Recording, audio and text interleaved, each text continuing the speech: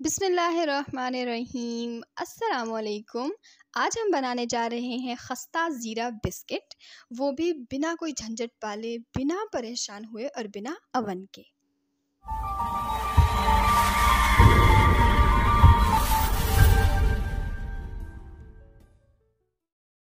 अगर तो आप मेरे चैनल पर नए हैं तो सब्सक्राइब करके हमारी यूट्यूब फैमिली का खूबसूरत सा हिस्सा बन सकते हैं और अपनी गम और खुशी का इजहार कमेंट सेक्शन में कर सकते हैं।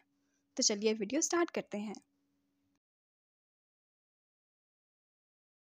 सबसे पहले कोई भी पैन या स्टील की प्लेट हम उसे ग्रीस करके एक साइड पर रख लेंगे। एक बाउल में 1/4 कप पिसी हुई चीनी शामिल कर लेंगे और 1/4 कप हम इसमें घी या मक्खन शामिल करेंगे। याद रहे ऑयल नहीं डालना है, घी का इस्तेमाल करना है क्योंकि घी जम जाता है और इससे हमारे बिस्किट खस्ता बनेंगे।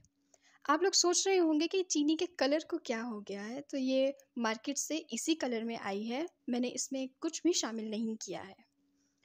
अब हम इनको अच्छी तरह से मिक्स कर लेंगे 2 मिनट के लिए ताकि हमारी चीनी और मक्खन एकदम फ्लफ़ी सा हो जाए। तो आपने इसको तेज़ हाथों से मिक्स कर लेना है।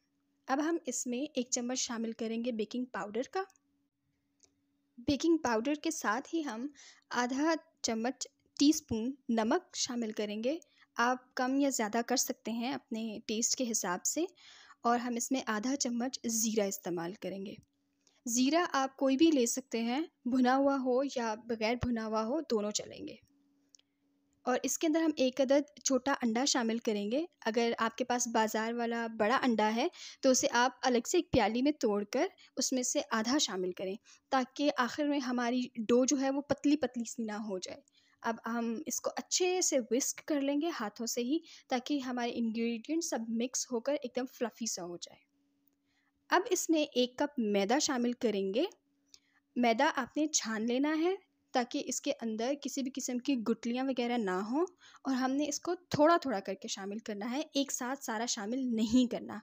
अगर हम सारा एक साथ डाल देंगे तो गूंदते हुए वो एकदम गुठलियाँ सी बन जाएंगी और वो फिर मुश्किल हो जाएगा हमारे लिए।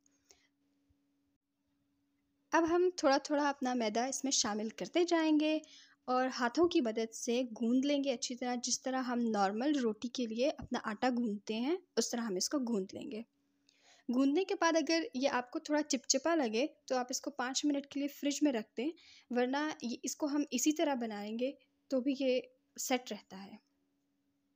लेकिन फिर भी अगर आपका डो थोड़ा सा ग्रीसी है तो कोई मसला नहीं है, मैं भी आपको एक ऐसी टिप बताऊंगी कि उससे आपके बिल्कुल परफेक्ट बिस्किट बनेंगे।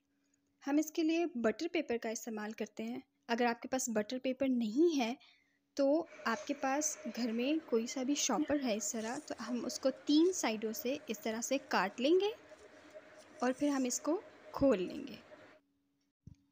हम अपने कटे हुए शॉपर को कैबिन पर फैला लेंगे इस तरह से और अपना डो उसके ऊपर रखेंगे और जो हाफ शॉपर है वो हम इसके ऊपर फोल्ड कर लेंगे और हम इस तरह बेलेंगे। इस तरह करने से क्या होगा, इस तरह करने से हमारी डो जो है वो बिल्कुल बराबर फैलेगी और बेलन के साथ बिल्कुल भी नहीं चिपकेगी। जो हमारा थोड़ा थोड़ा सा ग्रीसी ग्रीसी सा डो है वो हमें बिल्कुल भी मसला नहीं करने वाली है। अब हम बेलन की मदद से बिल्कुल हल्के हल्के हाथों से अपनी डो को रोटी की तरह फैला लेंगे और रोटी थोड़ी सी मोटी रखेंगे, बिल्कुल बारीक नहीं करनी है। क्योंकि अगर रोटी थोड़ी मोटी होगी तो उससे हमारे बिस्किट बिल्कुल खस्ता बनेंगे और एकदम टूटते हुए ना उसमें से टक टक की आवाज़ आएगी। हमारी रोटी बिलकर तैयार हो चुकी है। अब हम इसका शॉपर हटाएंगे तो आप देखेंगे कि बिल्कुल स्मूथ, कुछ भी नहीं चिपक रहा, बिल्कुल स्मूथ से बनकर हमारा तैयार हो गया है। अब इस बेली हुई रोटी में से हम छोटे छोटे से बिस्किट काट लेंगे। अगर आपके पास कटर नहीं है तो कोई भी जार या बोतल का ढक्कन जिसका साइज़ ज़ीरा बिस्किट के लगभग बराबर हो, आप वो इस्तेमाल कर सकते हैं। अब बिस्किट काटने के बाद हम इसको प्लेट या ट्रे में जो हमने पहले से ग्रीस करके रखी हुई थी उसमें रखते जाएंगे। याद रहे कि बिस्किट को आपने एक दूसरे के ऊपर बिल्कुल चिपका कर साथ साथ नहीं रखना है क्योंकि हमने इसमें बेकिंग पाउडर शामिल किया है तो ये थोड़े थोड़े फूल जाएंगे, अपने साइज़ में थोड़ा सा बड़ा होगा, इसलिए हमने इसको ज़रा ज़रा फासले पर रखना है। और ये जो हमारा डो बच गया है इसको आपने ज़ाया बिल्कुल भी नहीं करना है, دوبارہ سے اس کا پیڑا بنائیں اور اسی طرح شاپر میں اوپر رکھ کے دوبارہ سے ہم اس کی روٹی بیلیں گے اور اپنے بسکٹ کاٹ لیں گے۔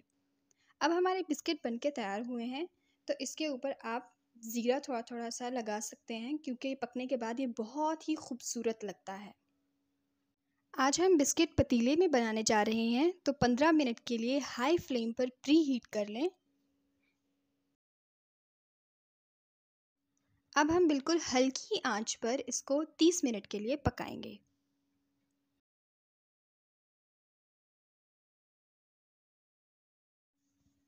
ہمارے 30 منٹ گزر چکے ہیں اور بسکٹ بن کے تیار ہو گئے ہیں۔ میں نے 20 منٹ پر ایک دفعہ چیک کیا تھا، تو تب ہمارے بسکٹ کچے تھے تھوڑے، تو اس لیے ٹوٹل ٹائم جو ہے وہ ہمارا 30 منٹس ہی لگے ہیں۔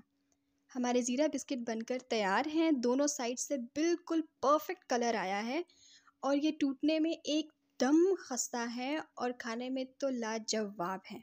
آپ اسے گھر پر ضرور ٹرائی کریں اور اپنا ایکسپیرینس کامنٹ سیکشن میں ضرور شیئر کریں۔